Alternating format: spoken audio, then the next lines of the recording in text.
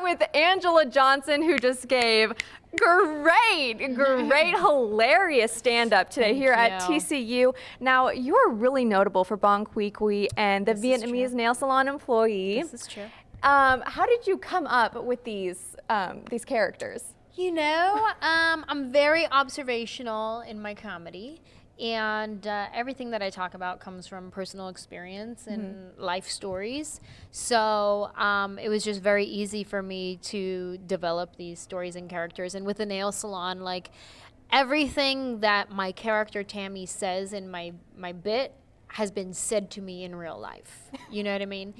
Everything that I hear that I have Qui Qui say is something that I've heard someone say in real life. You know what I mean? Like sometimes I could be creative, but sometimes I'm just like, ooh, that's hood. And a lot of times it's my little brother who is ghetto fabulous. He's like my inspiration for Qui Qui because he has no filter. He says whatever he wants to say. And like, so he's kind of like my inspiration for Qui Qui. Him and this girl from a Burger King drive-thru in Memphis, Tennessee, like 12 years ago. Oh my gosh. I went through a drive-thru in Memphis, Tennessee, and it changed my life. Changed my life. So yeah, my brother will just say the most random stuff, and I'll be like, "Ooh, that's going in Qui Qui's mouth." Like he'll just like say something super ghetto fab, and yeah. So that's kind of how I just developed these characters of like a mix of a mashup of a lot of people that I've met throughout my life and put it together. And I think the reason why it took off so much is because it is so relatable to people, and it is, and people have met that nail salon lady. People who have ask seen if you have if you have a boyfriend. They always ask me that. My mom's always like, "No, she doesn't have one." Yeah, no, not yet. Yeah, she answers. And I'm just like, yeah, she doesn't. Embarrassing. Now, were you always the funny one out of your family and friends growing up? Like, nope. How did you get into stand-up? You know what? My whole family is funny. Like we all used to do funny things and just make each other laugh. So I wasn't any different from anybody else in my family. So I never was like, I'm going to go be a professional at this, you know. I actually moved to LA to be an actress. I wanted to act. Okay. And I randomly started taking a joke writing stand-up comedy class because it was free at a church. So I was like, I guess, might as well. And so I took the class, and one of the first jokes that I wrote was this nail salon bit that ended up blowing up and crazy catapulting me to where I am today. So. Now, I love your accents. They always stand out to me. Especially, there was one stand-up I loved so much that you did, and it was when you were an extra in a movie. And your parents like, "Oh, an extra? Yeah. Well, show us what you do, extra." Yeah. And I just love that because extra. I love that because my parents have thick accents. They're both from Iran. So I always mimic their accents. Can you do their accent? Oh, I can't. My mom, whenever she spells her name, she's like, "My name is Gilly, Gilley.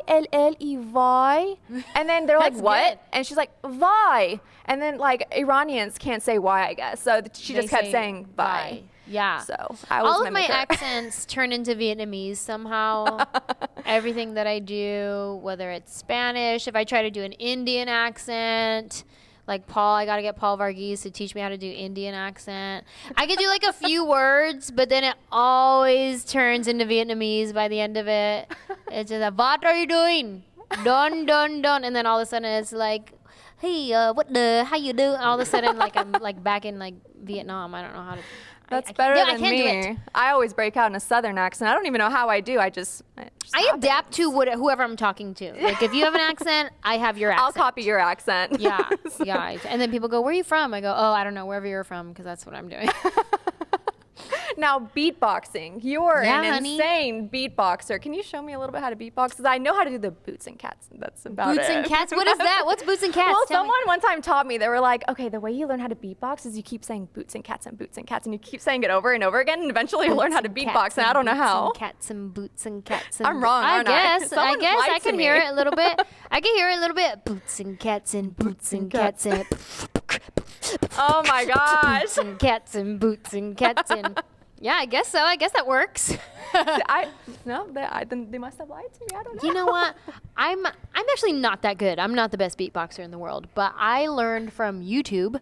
And I remember years ago, I was sitting in a car with my friends. I was in the back seat, and we're driving down the street, and I was telling them I just started doing stand-up. I was like, hey, you guys, I'm teaching myself how to beatbox. Let me like show you what I got, and then you tell me if I'm good or not. So I should like keep doing it. And they're like, okay, show us, right? So I started beatboxing for them, and they're like, no, don't do it. Just stop. Don't do it. I was like, okay, fine. But then I just kept practicing, and now I just do it. Oh my gosh. Well, you're really good at it. Thank you. Is that going to be featured in your album coming out at the end of the year? You know what? Actually, Qui Qui, no. She has all her beats produced. She didn't produce any of her own beats. But yeah, no. I will not be beatboxing on the Qui Qui album. And when will the Qui Qui album come out? You know, sometime this year, hopefully. It's all in post-production right now, and we're just like doing the final touches on it, tweaking songs here and there, but it's almost done, so hopefully soon. Exciting. And now I looked up a little bit about you, and I saw you were an actress at one point, and then you were an NFL cheerleader for the Oakland Raiders, and then you went into comedy. What stood out to me the most was the NFL cheerleader, because I'm like, that's nothing like acting and comedy. Like, how did you get into becoming a cheerleader for the NFL? Well, you know what? Like I said, I wanted to be an actress. So even with that cheering for the Raiders thing, I kind of used it as my sign if I should move to Hollywood and be an actress. I said, you know, I'm going to try out for this Oakland Raiders cheerleading squad. And if I make the squad, I'm going to do it for 1 year, and then I'm going to move to LA, and I'm going to be an actress, right? Mm-hmm. So I tried out, and I made the squad, and I was like, oh, I guess I'm going to be an actress. And we went to the Super Bowl that year. It was an amazing year to pick to be a cheerleader. And then I came home from the Super Bowl, and that very next weekend, I packed my room and put it all in my station wagon and drove to LA, and I've been there ever since. It's been like 11 years now. Oh my gosh. Well, started from the ground up. I know. Started from the bottom. Started from the bottom, now we're here. Well, now that you're here at TCU and you have a little bit of a cheer background, why don't you do a little cheer about TCU or what you've seen so far here? Let's see. Give me a T. T. You got your T. You got your T. Okay, that's all I have right now. That's all I got. I don't want to it's pretty good. You know how to spell the rest of it. It's TCU. Well, thank you so much for coming here. Your Not So Fancy tour starts tomorrow, September 27th. Yeah, well, you know what? I'm just always on the road. So technically tonight, we're on it right now. We're on the tour, you guys. Oh my God. And how long will your tour be going on? Well, I'm pretty much booked until the end of the year. So I'm just constantly on the road traveling. Well, so that is pray for me. Exciting. Well, thank you so much for coming to TCU, Anjelah Johnson.